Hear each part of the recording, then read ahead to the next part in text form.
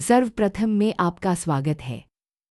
सर्व का अर्थ है सब कुछ और प्रथम का अर्थ है प्रारंभ। ये चैनल हमारे यात्रा का आरंभ है, जहां हम आत्मा, धर्म और जीवन के मूल सत्य को समझने का प्रयास करते हैं।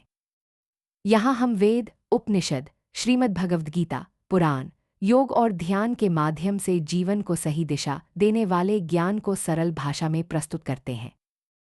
इस व्याख्यान में हम वैदिक विश्वदृष्टि का अध्ययन करेंगे, विशेष रूप से उसकी केंद्रीय अवधारणा ऋत के संदर्भ में। पिछले व्याख्यान में हमने ऋषि को एक दृष्टा के रूप में समझा था। इस व्याख्यान में हम यह जानने का प्रयास करेंगे कि ऋषि किस सत्य को देखता है और वह सत्य वैदिक चिंतन में किस प्रकार संरचित है। एक वैदिक विश्वदृष्टि का मूल स्वरूप। वैदिक चिंतन के अनुसार ब्रह्मांड अराजक या अव्यवस्थित नहीं है, वह एक निश्चित नियम से संचालित है, एक आंतरिक व्यवस्था में बंधा हुआ है और निरंतर संतुलन बनाए रखता है। यह दृष्टि आधुनिक विज्ञान से भिन्न नहीं है, परंतु वैदिक परंपरा में इस व्यवस्था को केवल भौतिक नहीं, नैतिक और आध्यात्मिक भी माना गया है। दो ऋत शब्द का अर्थ और व्युत्पत्ति। संस्कृत में ऋत शब्द का अर्थ है सही क्रम, सत्य, नियम, संतुलन। ऋत वह सार्वभौमिक सिद्धांत है जो सूर्य के उदय अस्त, ऋतुओं के परिवर्तन, प्रकृति के चक्र और मानव आचरण सबको एक सूत्र में बांधता है। अतः ऋत केवल प्राकृतिक नियम नहीं, बल्कि ब्रह्मांडीय नैतिक व्यवस्था है। 3 ऋत, प्रकृति, समाज और चेतना का नियम। वैदिक दृष्टि में ऋत 3 स्तरों पर कार्य करता है। प्राकृतिक स्तर पर दिन रात, ऋतु, ग्रह, नक्षत्र। सामाजिक स्तर पर न्याय, कर्तव्य, उत्तरदायित्व। मानसिक और नैतिक स्तर पर सत्य, संयम, आत्मानुशासन। इस प्रकार ऋत एक ऐसा सिद्धांत है जो प्रकृति, समाज और मानव चेतना तीनों को जोड़ता है।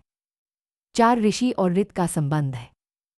ऋषि वही है जो ऋत को देखता है, जो उस व्यवस्था को समझता है और मानव जीवन को उसके अनुरूप ढालने का मार्ग दिखाता है।